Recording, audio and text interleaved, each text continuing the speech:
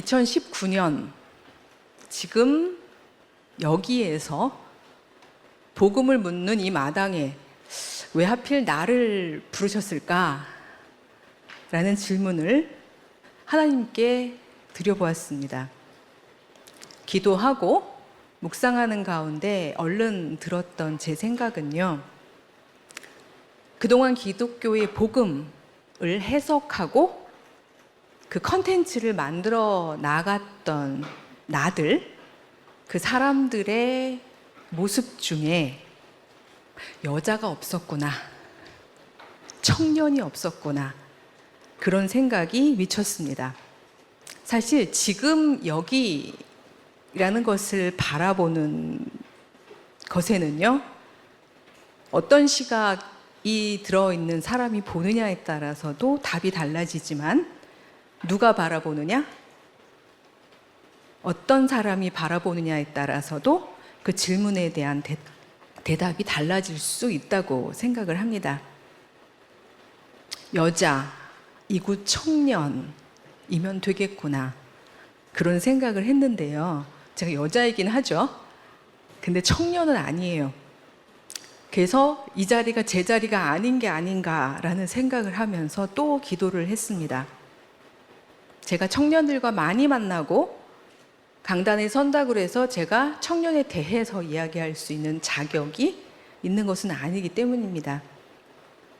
근데 저 자신을 가만히 돌아봤더니 제가 나이는 제가 87 학번인데요. 나이는 386 세대인데, 꿀빤 세대인데, 로또 맞은 세대인데, 여자로 배치되고 그 다음에 개신교 안에서 여성의 역할이라는 부분을 성실히 수행을 하다가 나 개인으로서 사회에 진출한 나이로 보니까 제가 청년들하고 함께 지금 여기를 겪었더라고요. 제가 2005년부터 직장 생활을 시작했습니다. 2005년이면 여러분이 얼른 견적이 나오실 겁니다. 1997년 이후에 우리 대한민국은 사는 방식이 많이 바뀌었고요. 2005년쯤 되면 그 방식이 학교, 회사, 각종 조직들에게 이미 다 어느 정도 세팅이 되어서 그 시절에 청년으로서 사회에 진입한 세대가 얼마나 많이 쓰이고 버려졌는지를 저도 어쩌다 보니까 한 12살, 3살 더 어린 동료들과 함께 그 버려지는 경험들을 굉장히 많이 했습니다. 그래서 이렇게 외장은 386이지만 그렇지만 15년, 16년 동안 함께 겪어가면서 글쎄요, 청년들의 문제를 어느 정도는 직접 경험했다는 생각이 듭니다. 아까 노래 복음성가에 보니까 하나님 나라가 곧 오리라 라는 가사가 있었는데, 제 주변에 신실한 한 청년 크리스찬은 이렇게 이야기를 했습니다. 선생님, 하나님 나라가 안 올 것 같아요. 오긴 올까요? 또 다른 친구는 이렇게 얘기합니다. 자꾸 버려지는 게 이제는 익숙해질만도 한데 매번 아파요. 그 상황에서 저희는 어느덧 제가 혼자 살아남아도 9명이 버려져도 그 상황을 어쩔 수 없는 게임의 법칙이라고 생각하는 법을 학습해야만 했습니다. 그래서 저는 제가 겪었던 지난 한 10년 이상, 15년, 16년 이 세월 동안에 이 문제를 가장 많이 고민하고, 그리고 학문적으로도 또 신앙적으로도 제일 붙잡았던 질문 중에 하나입니다.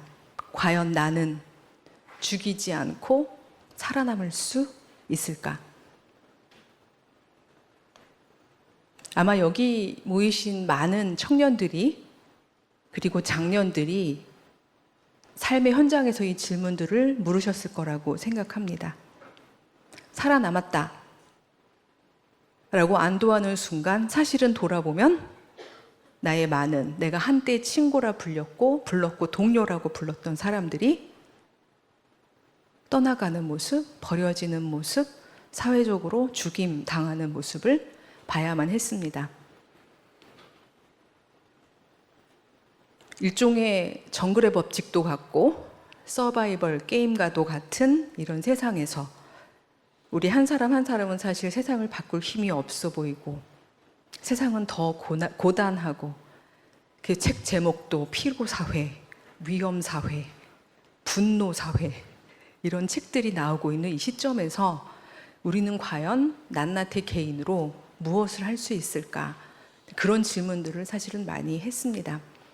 복음과 상황에 나와 있는 그 제 커버 스토리의 내용은 오늘, 내일, 모레 이렇게 3강에 걸쳐서 제가 이야기하려는 내용을 쭉 스토리로 활자화해서 엮어둔 것이고요.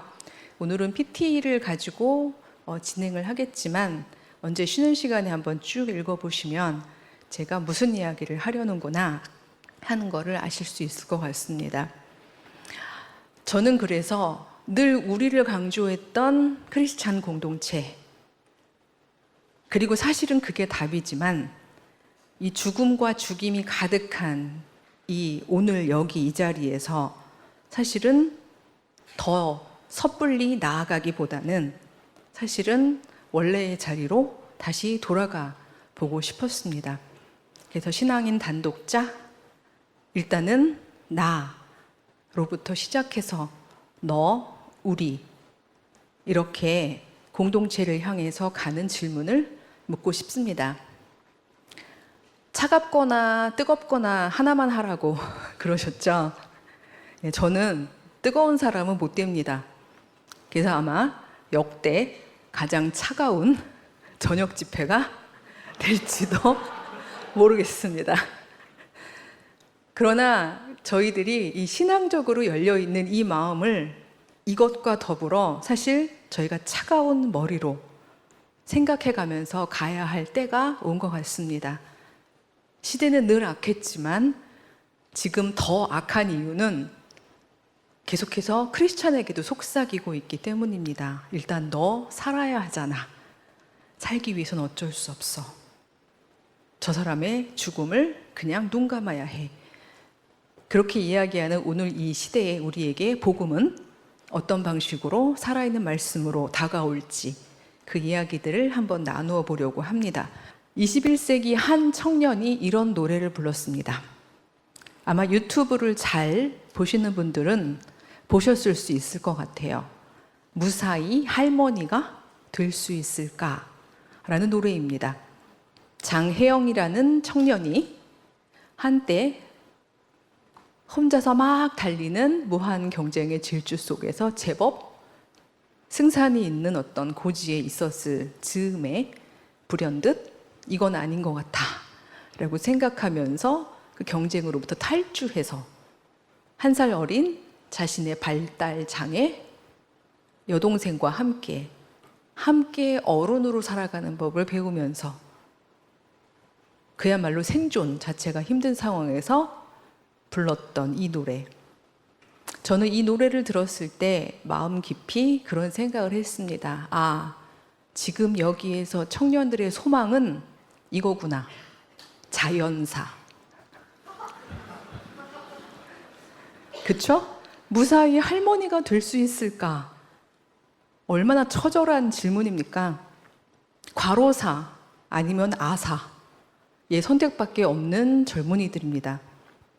그걸 저도 곁에서 너무나 봅니다. 어떨 때는 어쩔 수 없이 막 그래서 저도 용기가 나더라고요. 왜냐하면 몇 명은 더 건지고 가야겠다라는 생각에 저도 모르게 막 여러 종류의 근력을 막 키우게 되는데요. 이 혜영 청년은 저렇게 노래합니다. 그냥 할머니가 되는 것, 그건 나의 꿈이 아니에요.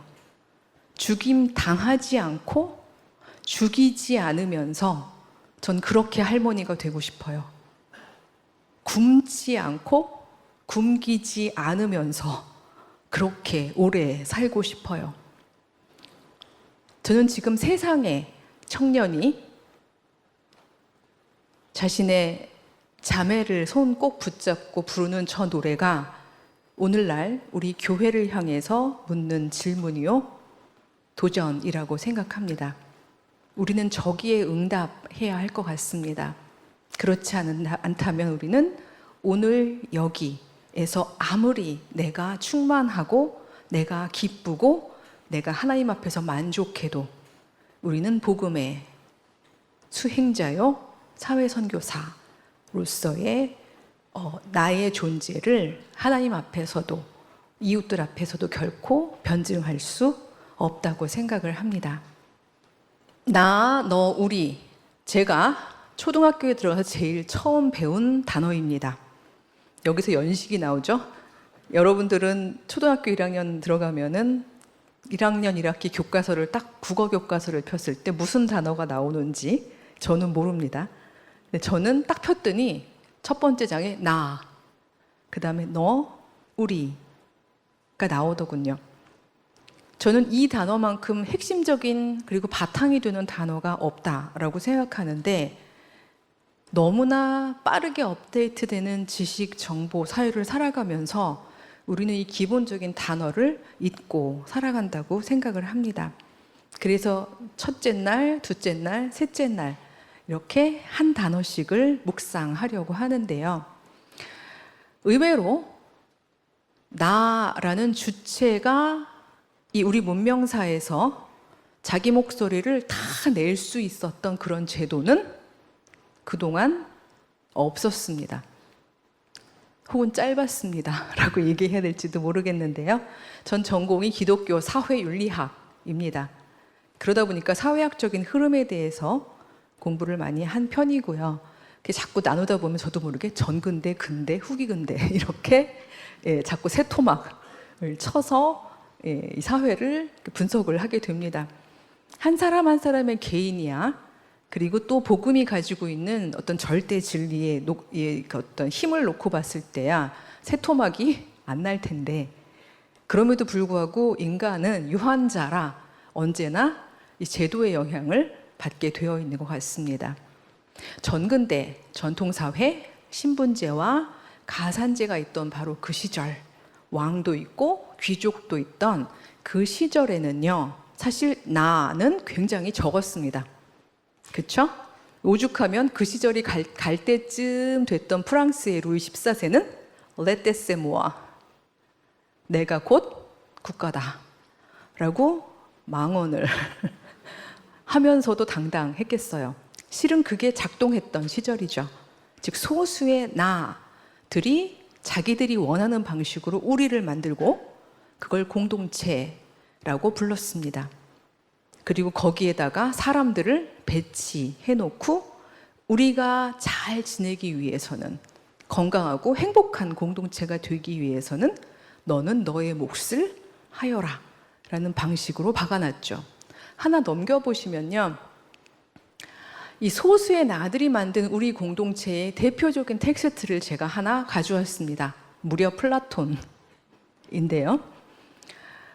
우리가 읽으면서 왜 고대 철학자의 말들은 다 옳을 거라고 생각했지만, 그러나 그가 그렸던 아름다운 리퍼블릭은 그야말로 각자가 자기의 태어난 바대로의 행동을 해야만 하는 그런 사회를 의미했죠. 너의 고유한 일 말고 다른 것을 절대 하지 말아라. 네가 만약 신발을 만드는 사람이라면 신발만 만들어라. 그리고 너처럼 똑같이 신발을 만드는 아이를 낳아라. 너 자신을 알라고 델포이 신탁이 명령한 것은 너를 두고 한 말이 아니다. 혹시 신께서 네 아들에게 지식을, 철학을, 어떤 추상적인 것들을, 진리를 추구할 수 있는 재능을 조금 부어 넣어주셨다면 개를 어찌 쓸지는 정치가가, 즉 수장이 알아서 할 몫이지 네가 욕망을 품지 말아라 라는 바로 이런 이야기는요, 결국 진리 명령이라기보다는 소수의 나가 자기들이 만든 공동체를 잘 유지하기 위해서 입을 갖지 않은, 그리고 생각하는 것을, 그 권한을 부여받지 못했던 사람들에게 이렇게 윤리명령처럼 이야기를 한 것이겠지요. 하지만 근현대 사회는요, 드디어 개별적인 나들이 나왔다고, 시민사회가 되었다고, 만인은 법 앞에 평등하다고, 각각의 개인들은 행복 추구권이 있고 자유를 가지고 있고 자기의 꿈대로 살 수 있다고 그렇게 선언을 하게 되었습니다. 그래서 경쟁과 계약을 통해서 각각 n분의 1의 삶을 살 수 있다라고 이야기했던 그런 사회죠. 그래서 우리는 그 사회의 끝쯤에 지금 와 있습니다. 그래서 우리가 행복한가?를 물었을 때 아까도 말씀드렸듯이 우리는 죽음과 죽임이 일상인 그런 지점까지 밀려와 있습니다. 뭐가 문제지? 소수의 나들이 공동체의 원리를 만들어서 자기 멋대로 만들어 놓은 바로 그런 지점들을 극복했는데, 그렇다면 엔딩이 해피 엔딩이어야 하는 거 아닐까요? 제가 이 문명적인 질문을 가져오는 이유는 바로 이 두 번째 사회를 만드는데 우리 개신교가 한 몫이 굉장히 크기 때문입니다. 일부러 그런 건 아니었고요. 시간과 공간이 겹쳤어요. 그러다 보니까 개신교의 사는 방식을 만드는데, 그리고 근대적인 주체의 어떤 작동 방식을 만드는데 우리가 많은 윤리 담론을 제시했습니다. 이 이야기부터 차근차근 짚어가 보려고 합니다. 인간의 평등한 능력, 즉 주체로서의 사유를 하게 된 것이 근대 사회이고, 다 아시다시피 갑자기 여러분 그런 생각 드실 것 같아요. 방학하고 왔더니 다시 수업 시간 같아. 이렇게 생각을 하실 것 같은데요. 데카르트는 근대 주체에 대해서 그렇게 얘기했죠. 나는 생각한다. 고로 나는 존재한다. 이것은 마치 근대 주체의 보편적인 모든 근대 주체의 어떤 상태인 것처럼 우리는 그렇게 배워왔습니다. 하지만 플라톤부터 데카르트까지의 저 특별히 생각할 수 있는 개인, 나, 주체, 선언이 가리고 있는 것이 하나 있습니다. 이걸 포착한 사람이 랑시에르라고 저는 생각하는데요. 그걸 포착했기 때문에 데카르트의 저 명제를 뒤집어 버렸습니다. 혹시 찾으셨는지 모르겠습니다. 제가 말하다 보면 자꾸 질문을 하거든요. 대답은 안 하셔도 됩니다. 그러나 생각은 하십시오. 왜? 생각을 해야 인간인 게 아니라 우린 인간이기 때문에 생각한다는 거죠. 무슨 차이가 있을까요? 굉장히 큰 차이가 있습니다. 데카르트가 숨겼던, 그러나 플라톤은 적나라하게 제시했던 바로 생각을 할 수 있는 자만이 인간이다. 생각을 하는 자만이 인간 대접을 받을 수 있다. 우리 그런 말 있죠? 개, 돼지? 특정한 누군가는 생각하면 안 된다. 너희들은 그냥 동력이 되어라. 너희들은 잠자코 시키는 일이나 해라. 생각하지 말아라. 사실은 이 부분이 저는 가려져 있다고 생각을 합니다. 근대 시민사회가 많은 개인들한테 생각할 수 있는 능력을, 기회를 부여한 것이 맞지만, 그러나 생각하면 안 되는 존재들도 분명히 가려져 있었습니다.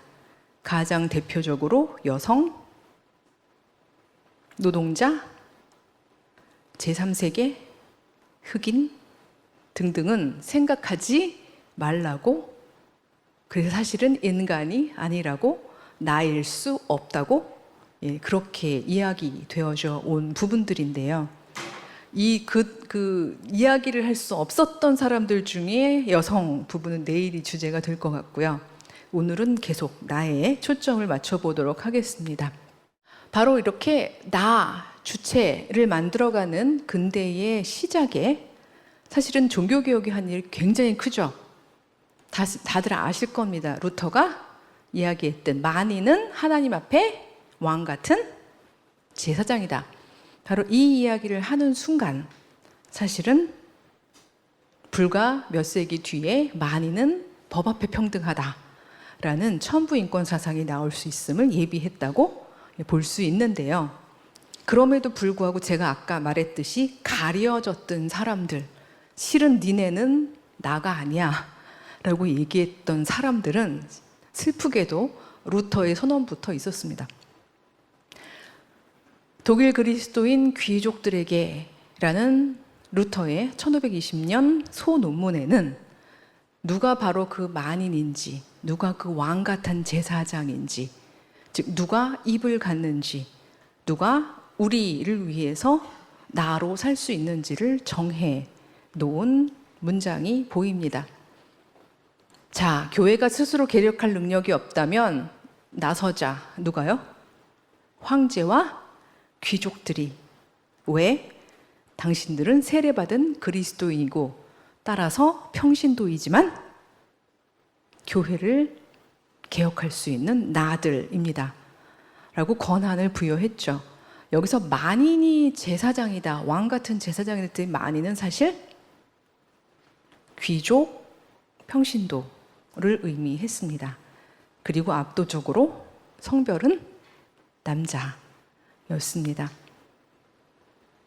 이걸 제가 막 부정하려고 나온 게 아니라요. 바로 그 사람들이 그들이 보았던 그들의 그 시절의 지금 여기에 대해서 복음을 묻고 답을 해온 것들이 지금 우리가 살고 있는 2019년 지금 여기에서는 어떤 것들은 더 이상 답이 되지 않고 오히려 우리에게 삶을 힘들게 몰아가는 것들이 될 수 있다는 것을 알아내려면 많은 다른 나들의 의미가 사실은 들려져야 할 거라고 생각을 합니다. 물론 그리스도인은 더할 수 없이 자유로운 만물의 주인이므로 아무에게도 예속되지 않는다. 이런 보편 선언들은 나는 그리스도인이 아닌가요? 라고 이야기하면서 입을 갖게 되는 수많은 나들을 등장을 시키는 근거가 되었습니다. 그래서 저는 종교개혁을 아주 비판적으로 보는 것이 아니라 또 아주 낙관적으로 보는 것도 아니라 딱 인간이 할 수 있는, 즉 계시를 받아서 보편 선언을 하면서도 자기 시대를 못 넘어가는 혹은 나라는 어떤 나의 존재의 제한성을 못 넘어가는 그 두 가지 모습을 다 보여주고 있다고 생각합니다. 아마 저도 그럴 겁니다. 말로는 여성이요, 청년들의 이야기를 하겠다고 했지만 제가 보고 있는 모든 것들이 사실 여성과 청년들이 보는 모든 것을 다 이야기할 수 있는 것은 아니라고 생각을 합니다.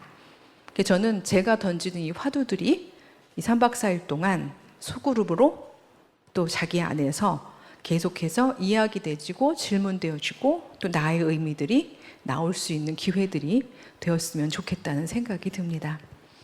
저는 이 종교개혁의 이 보편선언들 덕분에 종교개혁 남성들이 미처 생각지도 못했던 여성들이 주체가 돼서 선언하고 있는 모습들을 막을 수 없었다는 부분이 굉장히 재미있는데요. 일부러 제가 루터나 깔뱅이나 이런 종교개혁자들이 선언했던 보편선언에 응답했던 평신도들을 소환할 때 그냥 제가 여자라서 여자 개인 두 사람 그냥 예를 한번 들어보았습니다. 예를 들어서 잔느 달브레 같은 경우에는요, 물론 귀족이었죠. 따라서 다른 평민 여성들보다는 입을 갖기가 더 쉬웠을 거예요. 하지만 황제와 귀족들에게 라고 루터가 이야기했을 때 사실은 거기 가려진 말은 황제 그리고 귀족 남자를 의미했을 텐데 그 보편선언, 그리스도인들은 모두 다 자유인입니다. 어느 누구도 예속되지 않습니다. 물론 사도 바울이 이미 얘기했죠. 갈라디아서 3장 28절에서 그리스도의 십자가 아래는 우리 모두는 다 하나입니다. 라고 얘기했던 그 보편선언을 가지고 와서 다시 재확신했을 때에 그 말에 아멘 하면서 달브레는 이렇게 얘기합니다. 나는 새로운 종교를 만들려는 게 아니다. 낡은 종교를 개혁하려는 거다. 나는 종교개혁가들이 성경에 기초하고 있는 한은 그들을 지지할 것이다. 자, 이 말이 그게 그렇게 대단하냐? 라고 생각하실지 모르겠지만 이 달브레의 남편은 종교가 뭐였을까요? 카톨릭인 상황입니다. 즉, 그 이전까지 계속 공동체의 윤리로 이야기됐던 것, 아내는 남편에게 순종하라, 아내는 남편의 의견을 따라라 라고 얘기했던 이 공동체의 방식, 사는 방식에 도전장을 내민 거죠. 이유는 더 이상 남편 말을 듣고 싶지 않아서가 아니라 진리를 따라가기 위해서. 성경 안에 있는 이 말이 옳기 때문에 나는 나 주체로서 더 이상 2인 1조, 일종의 하나의 그 페어로서가 아니라 나 단독자로서 잔느 달브레, 나는 종교 개혁가들을 지지한다 라고 선언을 할 수 있게 되는 거죠. 이 우르술라라는 수녀는 수도원에서 살고 있었는데요. 종교개혁가들의 내용을 읽어보면서 솔라 스크립투라, 성경을 봤더니 성경 안에 있지 않은, 즉 전근대 가부장제적인 캐톨릭 전통이 만들어 놓은 일종의 비성경적인 각종 규율들이 너무나 많이 일종의 정경의 권위를 갖고 있다는 것을 알게 된 거죠. 그러면서 또 다시 너무나도 강하게 진리 안에서 이야기합니다. 수도원의 3가지 서약, 청빈, 순종, 겸허, 이것은 틀린 게 아니라 인간이 만든 거다. 즉 어느 시절 어느 장소에서 그들에게 here and now 였을 그곳에서 유의미했고 충분히 필요했던 공동체에 사는 방식이었겠지만, 그러나 이것은 신적 계시인 것도 아니고, 그리고 이것 때문에 계속해서 다른 세상, 다른 시기, 다른 공동체가 마치 성경의 권위처럼 지켜야 할 것은 아니라고 본다라고 전통을 해석할 수 있는 권위 또한 사실은 종교개혁적인 전통에서 나오게 됩니다. 저는 루터의 만인 제사장설이 이렇게 장점과 단점을 함께 가지고 있다고 생각하는데요.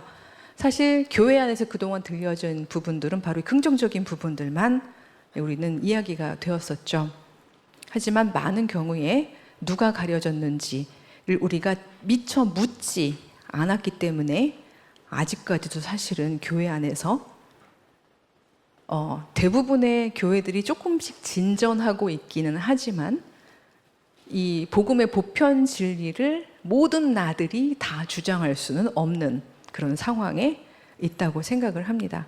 아시잖아요. 여러분 모두가 다 n분의 1의 힘을 가지고 있는 것은 아니죠.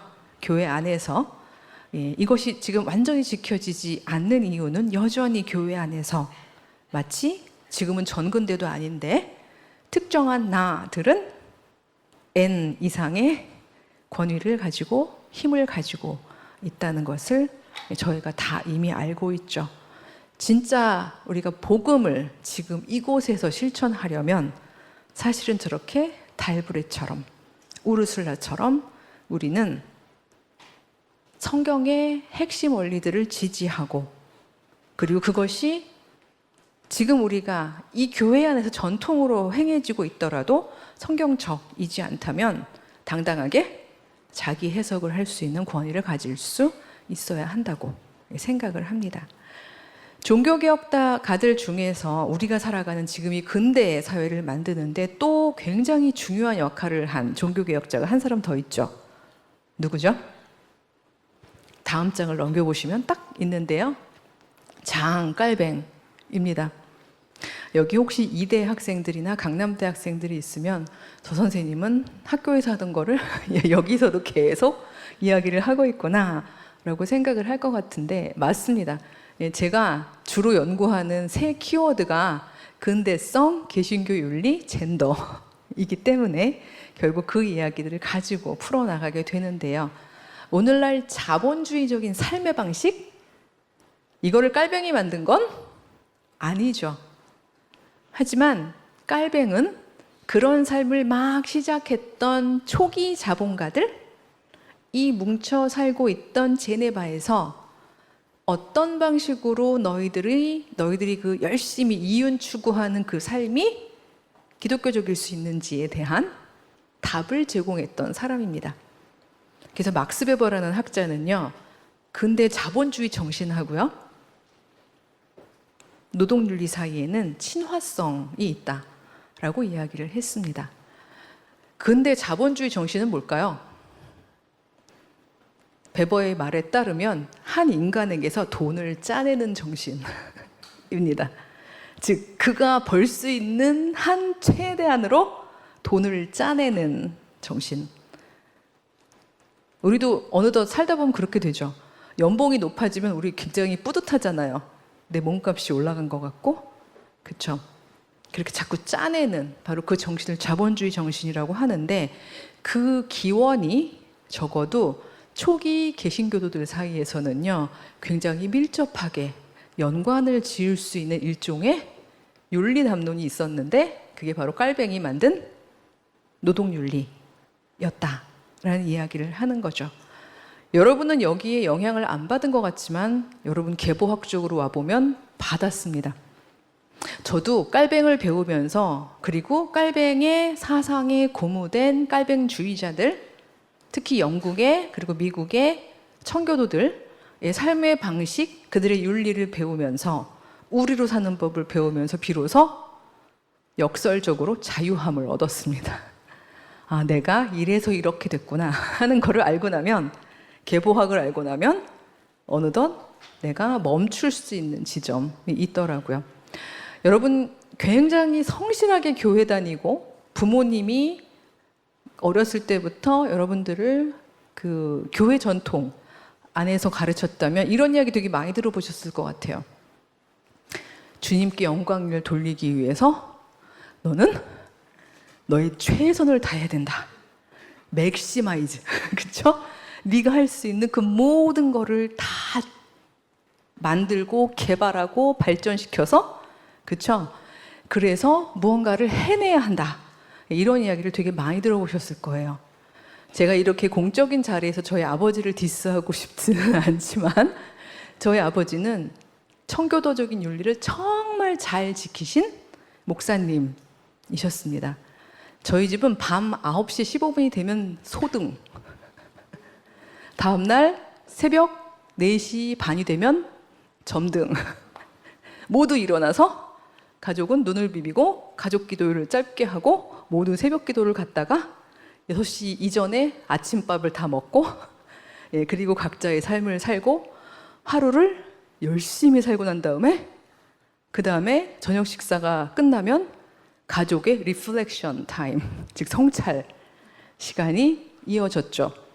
이런 삶을 여러분들 막, 저 선생님 알고 보니까 힘들게 사셨구나 막 이렇게 생각하고 있을 것 같은데, 이런 삶은요, 사실 깔뱅이 그렇게 살라고 한 건 아닌데, 깔뱅이 가진 이 그 삶에 대한 어떤 그 성서적 해석, 이 부분이 계속 일상이 되다 보니까 만들어진 일종의 생활 윤리인 거죠.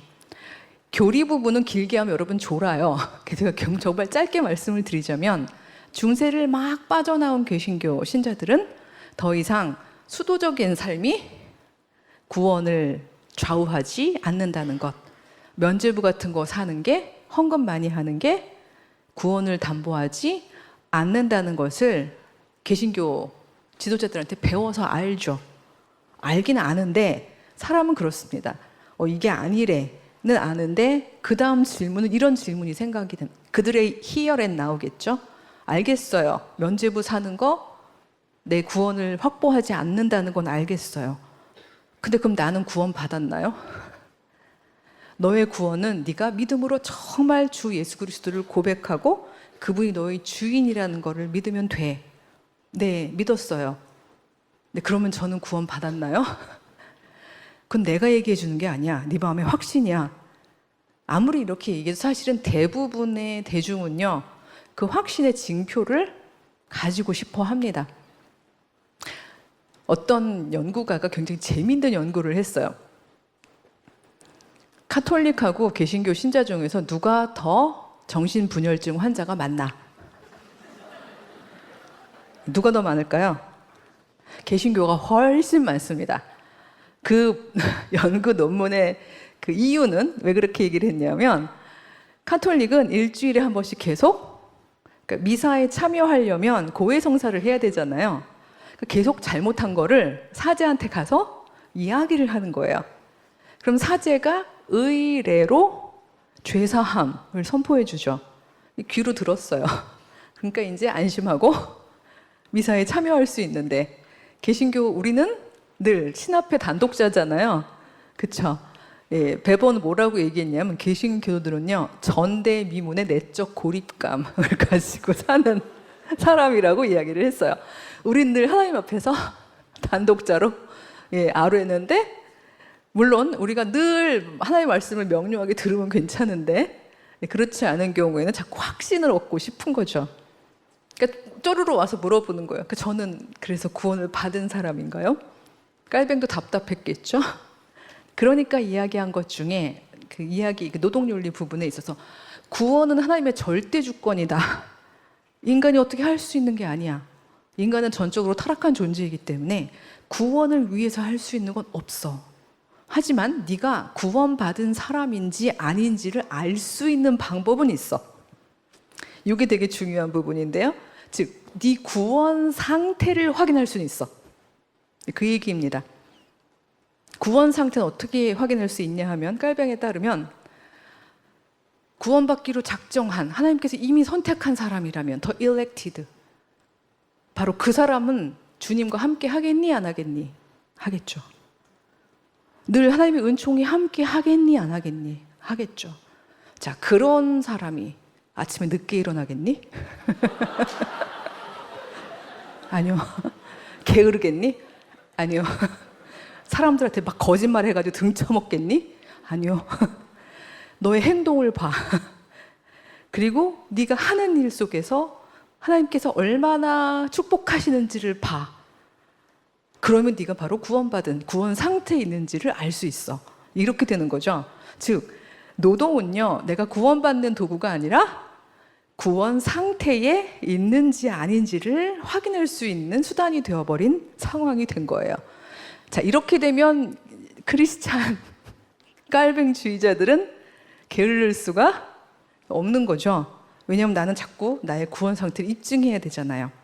자, 이런 이야기가 담론이 되고 이야기가 되면서 어떤 노동윤리가 나오는지에 대한 부분을 제가 이 모임이 시작하기 전에 두 자매님께 말씀을 드려서 한번 낭독을 해달라고 그랬어요.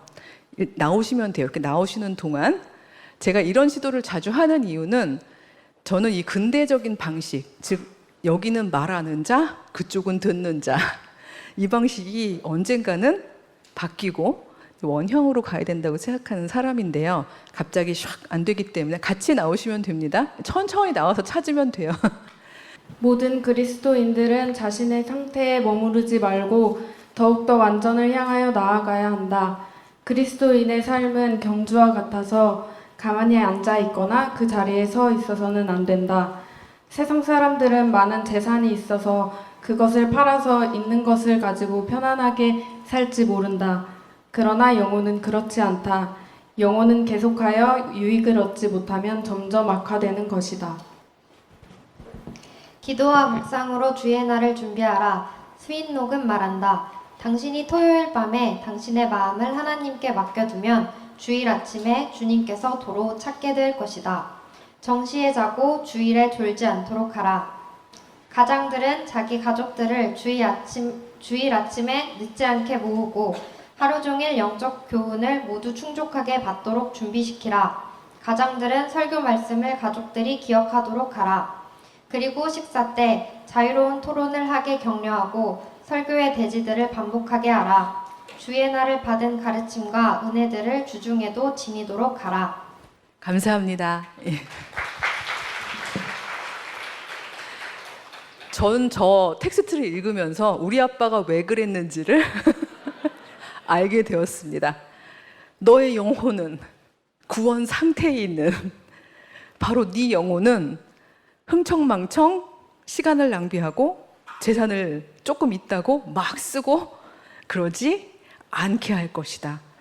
즉, 한 인간이 자기의 직업 안에서 직업 소명을 가지고 최선을 다해서 정말 나를 짜내면서 최선의 것, 최고의 것을 내어놓는 바로 그것은 바로 네 영혼이 구원 상태에 있다는 것의 증거다.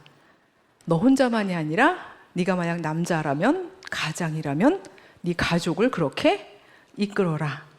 바로 이 어떤 텍스트들이 계속해서 전통으로 굴러온 것이 소위 말해서 개신교의 일종의 노동윤리가 된 것이고요. 그래서 저는 어렸을 때부터 늘 네가 시험을 못 보면 그것은 너가 그냥 시험을 못 본 것이 아니라 하나님께 영광 돌려야 할 일을 소홀히 한 것이다. 이렇게 얘기가 되는 거죠. 예, 그러면 저는 시험에 이제 막 졸다가도 내가 하나님께 영광을 돌려야 되는데 막 이러면서 시험 공부를 해야 하는 그런 개신교인들은 생각해 보세요. 그런 신앙의 동기로 정말 나를 계속 연단했던 사람들은 근대라는 세상의 초기 중기에 성공을 했을까요? 안 했을까요? 성공을 했겠죠. 왜냐면 모두가 달리고 있지 않았어요. 그때는 전통적인 삶의 방식이 더 팽배했었기 때문에 그 당시에 대부분의 사람들의 평균 노동 시간은 5시간에서 6시간? 꿈이다. 싶죠. 왜냐하면 대부분의 사람들은요, 그냥 먹고 살 만큼만 일했어요. 즉, 이 정도 일하면 먹고 살 것 같으면 그냥 거기서 말았어요. 근데 바로 이 깔뱅의 노동윤리에 고무된 개신교 나들은 구원 상태의 확인이라는 첫 번째 주자들은 바로 그거였을 거고요. 그게 하나의 전통이 되고 난 다음부터는 그런 거래 이러면서 굴러온 이런 윤리 속에서 저희들은 정말 끊임없이 나를 맥시멈으로 밀어붙이는 그런 개인들이 즉 근대적 자아가 되어 버린 거죠. 그래서 아마 이거의 가장 흔한 이야기들이 청부론, 고지론 이런 것들이었을 거예요. 높은 자리에 올라서 주께 영광이 되어야 한다라는 그 부분이죠. 깔봉주의 노동윤리가 이렇게 한 세기, 두 세기 거쳐가는 동안 굉장히 획기적인 이 버전을 읽어보시면 바로 저랬구나 라고 알 수 있는 증거 텍스트가 있는데요. 여기서 아마 책받침 이란 걸 사용해 본 세대가 거의 없어 보입니다. 예. 나다라고 싶으면 저랑 비슷한 시기에 초등학교를 다니신 건데 그때는 그 종이가 질이 안 좋아서 딱딱한 책받침을 대고야 글을 써야 하던 시절이 있었답니다. 예. 근데 그때 책받침에 보면요, 맨 앞에 Time is money 이렇게 써 있어요. 뒤집어 보면 뒤에는 신용은 또 돈이다라고 해가지고 trust, is money 이런 식으로 막 써 있단 말이죠. 그래서 저는 어렸을 때 이게 뭔가 이러면서 이제 앞뒤로 보고 이랬던 기억이 있고요. 여러분 아직도 있죠? 프랭클린 다이어리. 예, 새해 되면 사시죠? 저희 아버지는 해마다 새해가 되면 이 노트가 한 장이 일일인, 하루인 24시간이 다 있는 프랭클린 다이어리를 늘 사다 저에게 주셨어요. 채워라. 신앙의 열정으로 채우는 거죠. 프랭클린은 이렇게 설교했습니다. 설교 내용이에요, 이게. 성경 본문은 하나도 안 나오지만 그러나 어떤 성경적 동기가 세속 버전이 되면 이렇게 되는 거죠. 시간이 돈임을 잊지 말아라. 제가 실링하고 펜스는 그냥 정확한 건 아니지만 요즘 우리 환산돈으로 바꿔서 한번 읽어볼게요.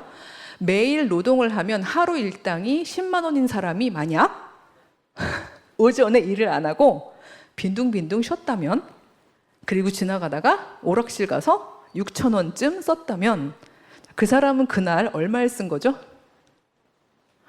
6천 원을 쓴 게 아니라는 거죠. 5만 6천 원을 썼다는 거예요. 아니, 갖다 버렸다라고 이야기를 하는 거죠. 저건 설교 내용입니다. 신용이 돈임을 잊지 말아라.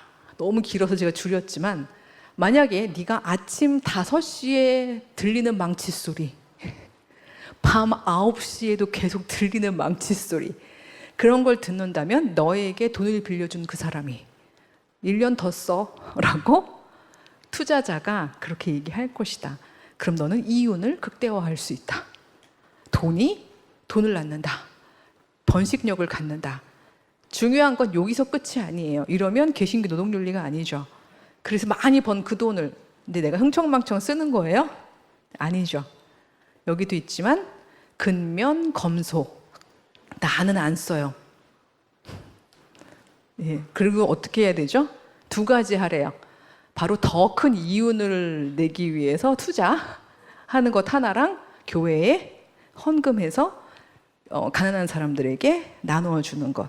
이 2가지를 하라는 것이 개신교 노동윤리의 핵심이었습니다. 물론 이게 잘 작동을 했다면 지금 우리가 이렇게 되지 않았겠죠. 자, 그렇다면 이 윤리의 어떤 사실 그 제네바의 16세기 제네바에서 그들의 히어 앤 나우 혹은 17, 18세기 영국이나 미국에서의 히어 앤 나우에서 저 윤리는 제가 생각할 때 그렇게 크게 잘못된 윤리가 아니라고 생각합니다. 이제 막 자기의 고유의 생산 수단을 가지고 돈을 벌게 된 사람들, 더 이상 청빈의 삶이 자기들의 삶의 일상이 아닌 사람들, 돈은 많이 벌었는데 이걸 가지고 자칫 잘못하면 그 전 시대의 귀족들처럼 살아버릴 수도 있는 사람들, 바로 그 사람들한테 성경적으로 새로운 삶의 지침을 가르쳐 준 것이기 때문에 저는 그것이 틀렸다라고 생각하지는 않습니다. 다만 이게 지금까지도 우리에게 아까 우르술라가 얘기한 것처럼 단 하나의 거의 성경적 진리처럼 우리가 살아가야 하는 방식인 것처럼 그만큼의 위상을 가지고 있는 게 사실은 문제인 거죠. 이렇게 되다 보면요, 지금의 후기 근대를 달리고 있는 개신교 개인들은, 나들은 성공하지 못하면 어떻게 되죠? 주께 영광이 안 되는 거죠. 그렇죠? 그리고 뭔가 실패하거나 그 위계 안에서 소위 말해 돈을 못 벌면 그것은 마치 하나님께 영광이 되는 삶이 아닌 것처럼 그렇게 생각이 되어져 버리는 거죠. 이러다 보니까 놀랍게도 21세기 후기 근대사회에서는요, 이 청교도 윤리가 정확하게 뒤집힌 현상이 관찰이 됩니다. 이 부분을 막 학문적으로 너무 보고 싶으신 분들은 제가 영어로 써서 얘기를 못하겠지만 뒤집힌 청교도 윤리라는 그 논문을 제가 하나 쓴 게 있는데 지금 아예 그냥 핵심적인 내용을 말씀을 드리겠습니다. 즉 원래 깔뱅이 살던 시절, 그 시절의 청교도들은 왜 그렇게 열심히 일했죠? 뭘 하기 위해서? 구원 상태를 확인하기 위해서, 즉 영적인 목적을 위해서. 수단이 뭐죠? 직업에서의 세속적인 일, 즉 굉장히 합리적 수단을 사용한 거죠. 합리적이란 말은 뭔가 하면요, 왜냐면 돈을 잘 벌기 위해서 기도하고 있었던 거 아니잖아요. 예, 그렇죠? 예, 갓바치가, 즉 신발을 만드는 사람이 그 가죽을 놓고서 기도를 하고 있는 건 아니잖아요. 즉 영적인 목적을 위해서 굉장히 합리적으로 열심히 근면성실하게 자기 일을 했던 거죠. 근데 이렇게 해서 결과적으로 가져오게 된 성공, 나의 일종의 높아짐, 이게 하나의 교회 안에서 기준이 되다 보니까 이게 유일하게 주께 영광을 돌리는 거라고 하다 보니까, 그러다 보니까 이 후기 근대에는 크리스천 아니고 달리는 사람들이 너무 많잖아요. 이건 아마 대학 진학률로 보면은 금방 나올 것 같은데요. 옛날에는요, 특히 우리나라 같은 경우도 마찬가지인데요. 개신교가 들어오고 나면서 개신교는 바로 이런 개신교 윤리하고 같이 들어오다 보니까 우리나라 초기의 개신교도들은요, 공부를 많이 하셨어요.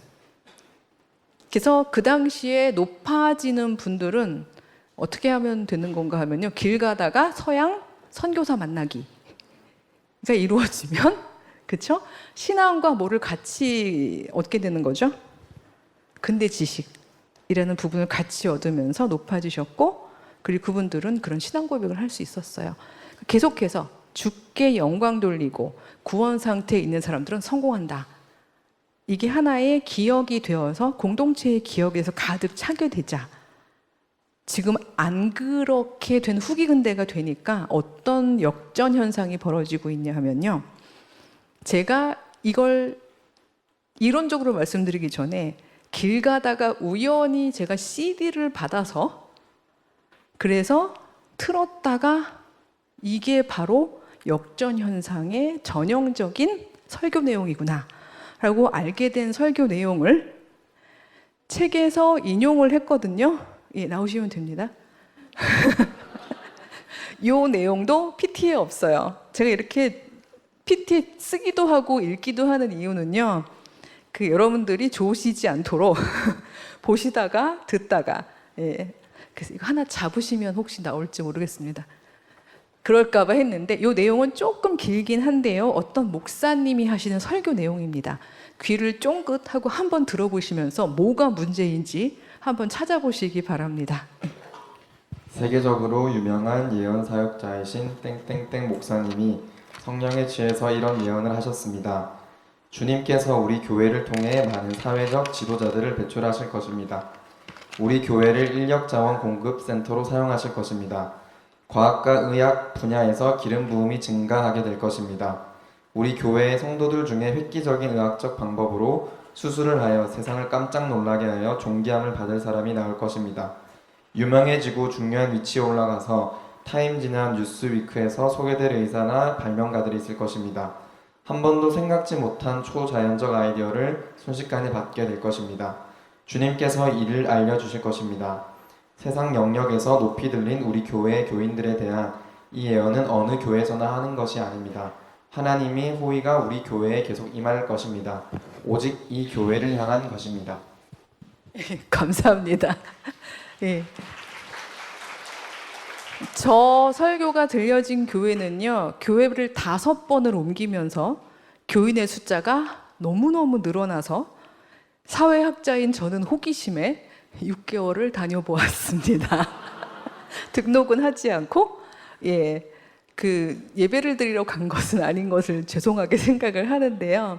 제가 한번 무슨 상황일까라고 이제 확인을 하러 가봤는데, 정확히 윤리적 개신교도들의 지표는 성공인데 내 삶은 그렇지 못한 상황에서 신앙적으로 갈등하는 너무나 많은 후기 근대 크리스찬들이 모두 모여서 저런 기도를 하고 있었어요. 뭐가 나쁜가요, 교수님? 신앙적으로 기도해서 높이 들리겠다는데? 라고 만약에 생각하신다면 정확히 뒤집힌 청교도 윤리입니다. 왜죠? 지금 뉴스위크지에 난다는 획기적인 발명을 하시는 분, 그 획기적인 발명을 어떻게 하면 하나님이 주신다는 거죠? 열심히 기도하다 보면 순식간에 계시로 내린대잖아요. 그렇죠? 물론 저희가 직업 소명하면서 최선을 다해서 그 일을 하다 보면 하나님께서 아이디어도 주시고 또 저희들한테 아하 하는 순간을 주시는 것이 맞습니다. 하지만 그 교회에 모이는 모든 신도들은요, 지금 자기들의 현장에서 직업 소명의 그 자리에서 열심히 일을 하면서 기도를 하는 게 아니고요, 모두가 다 교회에 모여서 헌금을 열심히 하면서 그러면서 순식간에 내리는 하나님의 계시를 간구하고 있었다는 거죠. 학문적으로 말하면 수단과 목적이 뒤집혀 있는 겁니다. 목적은 세상적 성공, 수단은 하나님의 계시, 정확히 뒤집힌 윤리가 되어 있는 거죠. 이들은 못 잡았고 아까 창작 뮤지컬의 장기려 박사님은 잡았던 복음의 핵심이 무엇일까? 사실 우리는 이런 부분들을 잡지 않으면 이 제도가 만들어버린 우리가 전통의 이름으로 받게 된 일종의 습속, 윤리적인 습속으로부터 자유롭지 못하게 되는 것 같습니다. 혹시 세상적으로 실패했다고 해서 우리가 신앙적으로 위축되고 움츠러들고 내가 마치 하나님께 경건하지 못했다거나 아니면 뭔가 내가 이웃들이나 하나님께 죄를 졌다거나 만약 이런 식으로 자기 해석을 하게 된다면 이것은 우르술라의 말대로 예전에 특정한 시간과 공간에서 만들어졌던 어떤 인간적인 내용들에 우리가 사로잡혀 있는 것이지 결코 복음에 본질에 사로잡혀 있는 것이 아니라는 거죠. 저는 벤자민 프랭클린보다는 조금 뒤의 사람이지만 신앙 안에서 저는 제대로 된 복음을 잡았다고 생각하는 한 사람을 소개하려고 합니다. 바로 헨리 데이비드 소로우인데요. 제가 이 사람을 좋아한다 그러면 저희 남편이 되게 싫어해요. 왜냐하면 저희 남편은 전형적으로, 제가 아빠만 디스하는 게 아니라 남편도 디스를 하나요? 근데 이게 디스의 차원이 아니라 그 안에서 너무 성실히 살다 보니까 체화가 된 거죠. 저희 아버지도요, 저는 참 존경해요. 그만큼 시계처럼 사는 게 쉽지 않잖아요. 진짜로요. 왜냐면 저도, 저는 아직도, 사실은 이거 저도 못 벗어난 게 있는데 아버지는 이렇게 얘기하셨어요. 네가 수업 시간이나 특강을 갈 때에 5분을 넣는다면 그것은 너의 5분만 낭비한 것이 아니다. 거기에 앉아서 기다리고 있는 사람들의 5분을 몽땅 네가 뺏은 것이다. 곱해봐라. 이렇게 얘기를 늘 하셨거든요. 예, 아까 벤자민 프랭클린이 막 들리죠? 예, 버전이. 늘 그렇게 듣고 살아서 저는 아직도 이게 머리는 얘기해요. 그것은 절대 진리가 아니야. 살다 보면 늦을 수도 있지. 막 이렇게 얘기하면서도 몸은 어느덧 그 지방 같은 경우 2시간 전에 가 있죠. 예, 왜냐하면 도로 사정이 어떨지 모르니까 막 이러면서. 그러니까 그렇게 살아왔던 시기 같은 삶을 아버지는 안 하면서 저한테 시킨 게 아니기 때문에 저는 그 어려운 일을 하고 계신 아버님을 매우 존경해요. 지금도 여전히 4시 반이면 일어나셔서 그동안 거쳐갔던 모든 교회 교인의 이름을 다 부르면서 기도를 하세요. 물론 내용은 못하고 이름만 부르세요. 그렇죠? 그거 어떻게 다 하겠어요. 근데 4시 반에 시작해서 부른 이름이 마지막까지 끝나려면 8시까지 부르시는데 그때는요 전화가 와도 안 받으신대요.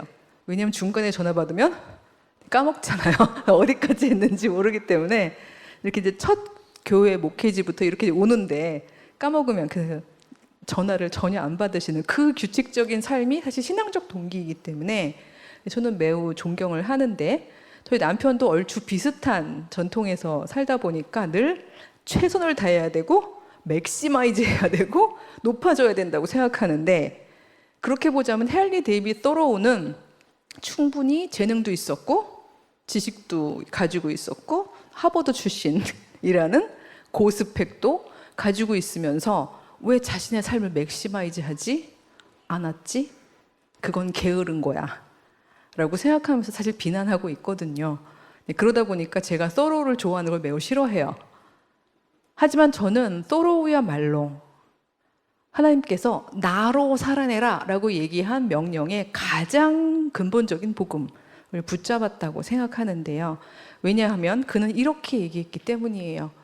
대부분의 사람들이 그러하듯이 만약 내가 나의 오전과 오후를 모두 사회에 팔아야 한다면 우리가 하고 있는 거죠. 그렇죠? 예. 내게 살아갈 만한 가치를 느끼게 할 어떤 것도 남지 않게 되리라 나는 확신한다. 소로우는 이미 근대 한 초기쯤, 중기쯤 자기가 달리기 시작하면 자리가 너무나 확실할 수 있는 바로 그 즈음에 사실은 이 작동 방식이 나를 어떻게 만들지를 알았던 거죠. 바로 여러분이 이제 알고 있는 워라벨을 소로우는 그때 알았는지도 모르겠는데요. 그가 이 얘기를 한 거는 나 적당히든 즐기고 적당히 일하고 싶어 하는 이 일과 삶의 밸런스를 얘기한 게 아니라 그가 자신의 오전과 오후를 몽땅 사회에 팔지 않겠다는 것, 자신을 맥시마이즈 몽땅 다 돈으로 환산하지 않겠다는 신앙 고백을 할 수 있었던 까닭은 바로 위대한 과업은 가장 중요한 일은 내가 해야 되는 가장 핵심적인 과제는 self-sustaining, 즉 나를 부양하는 것이라는 것을 알았기 때문입니다. 근데 이 얘기를 하면요, 이 후기 근대인들의 눈빛은 공허해요. 그게 뭐지? 왜냐면 해본 적이 없거든요. 왜냐하면 그거는 여러분을 제가 제가 오늘 디스만 하다 내려갈 수는 없기 때문에 여러분을 디스하는 게 아니라 한 제도 안에서 제도적 힘이 막강한 상태에서 살다 보면 우리가 못 배우는 것들이 있어요.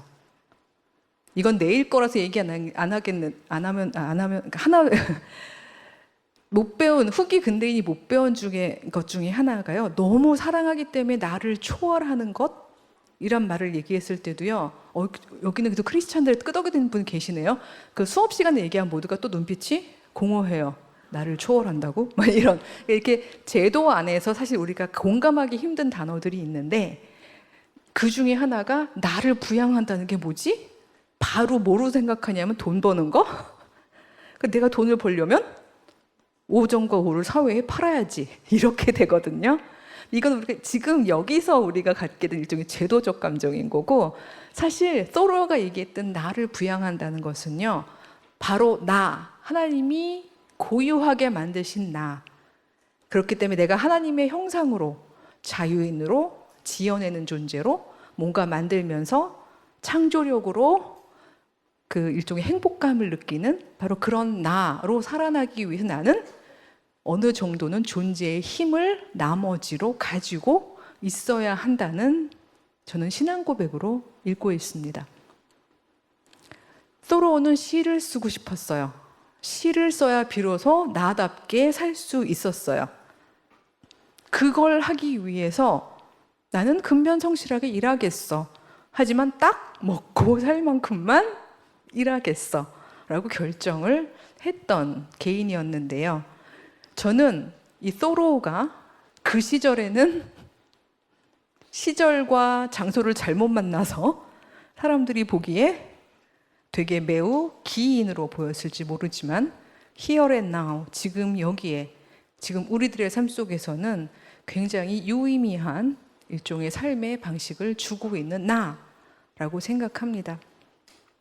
우리는 어떤 방식으로 나를 sustain, 부양할 수 있을까? 나는 어떻게 살아야 하나님이 주신 나다울 수 있을까? 지금 내가 이뤄가는 나의 가장 핵심적이고 본질적인 부분은 무엇일까? 사실 우리는 이 질문을 거의 묻지 않고 살았잖아요. 그렇죠? 저도 그랬던 것 같습니다. 정말 열심히 살았고 아버지와 남편 덕분에 진짜 숨가쁘게 달리면서 살았고 그리고 계속 바뀌어가는 삶의 사회적 위치 속에서 계속해서 그래도 최선을 다해야 된다고 저를 갈아 넣으면서 살던 어느 시점에서 저는 그런 기도를 하고 있더라고요. 하나님, 내일 아침이 안 왔으면 좋겠어요. 왜냐면 갈고 갈다 보니까 저를 서스테인할 수 있는 존재의 힘이 더 이상 없어진 거죠. 주께 영광 돌리라고 해서 열심히 일하다 유학을 갔는데 또 결혼을 했더니 아내요 엄마로 살아야 된다고 그래서 또 막 열심히 애를 막 키우는데 전업주부를 하고 있는데 전업주부 한 10년 차에 왜냐하면 이제 이게 후기 근대의 삶이니까 남편이 구조조정을 당했어요. 근데 또 제가 돈을 벌어야 되잖아요. 그러니까 결혼 한 12년 차부터 또 밖에 나가서 또 막 일도 하면서 그렇다고 집안일이 없어지는 건 아니니까 또 막 같이 하면서 계속 주어지는 일들을 열심히 하면서 근데 이게 해야 되는 일이야 라고 생각하면서 막 하는 어느 순간에 제가 숨을 못 쉬고 있더라고요.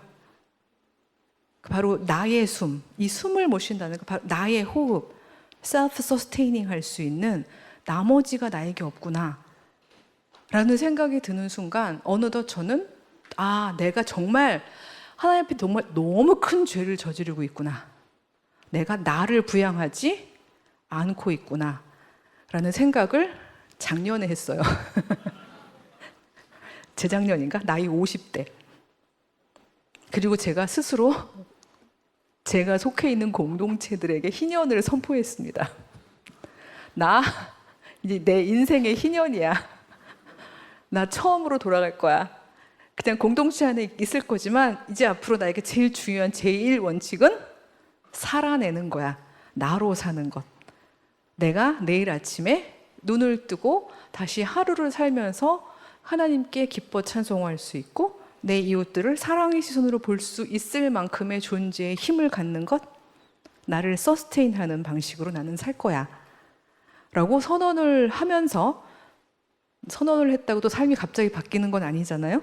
예, 그래도 야금야금 그거를 만들어 가면서 저는 비로소 아침에 새소리도 반갑고 그리고 여러분이 이렇게 만나면서도 아주 솔직하고 진심 어리게 여러분에게 미미하지만 아직도 성긴 것이지만 희망을 이야기할 수 있게 된 것 같아요.